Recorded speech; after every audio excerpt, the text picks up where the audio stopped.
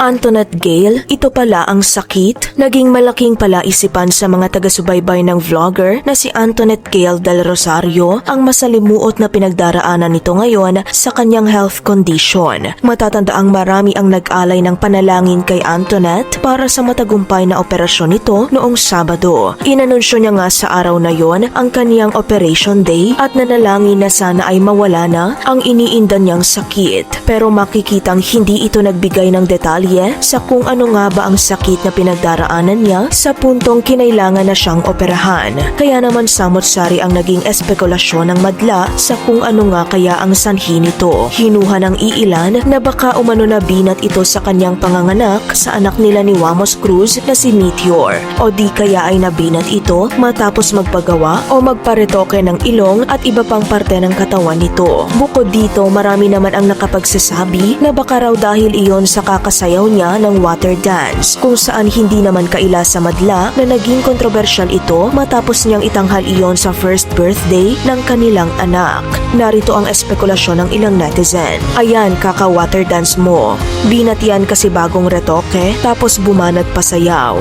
Itigil nyo na ang pambabash sa kanya, baka tinatamaan ang mental health niya dahil sa inyo. Kaya lang naman po siya lumalaban o nagpapakita ng ganyang ugali dahil din sa inyo mga bashers. Tao lang yan, may pakiramdam din. Hayaan nyo siya maging masaya.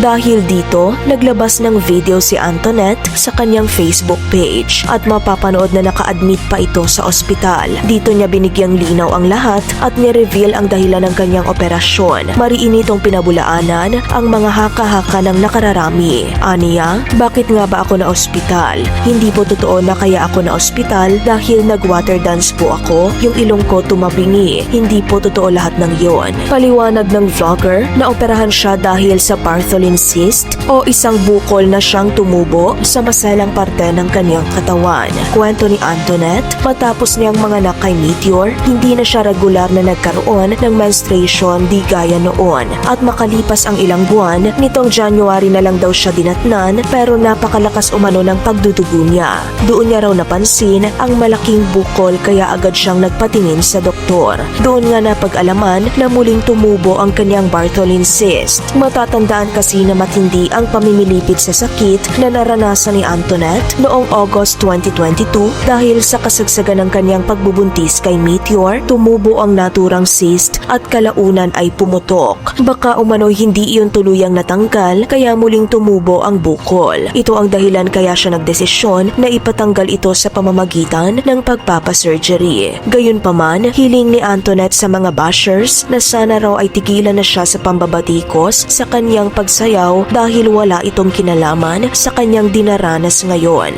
Ano ang mensahe mo sa kasalukuyang sitwasyon ni Antoinette Gale?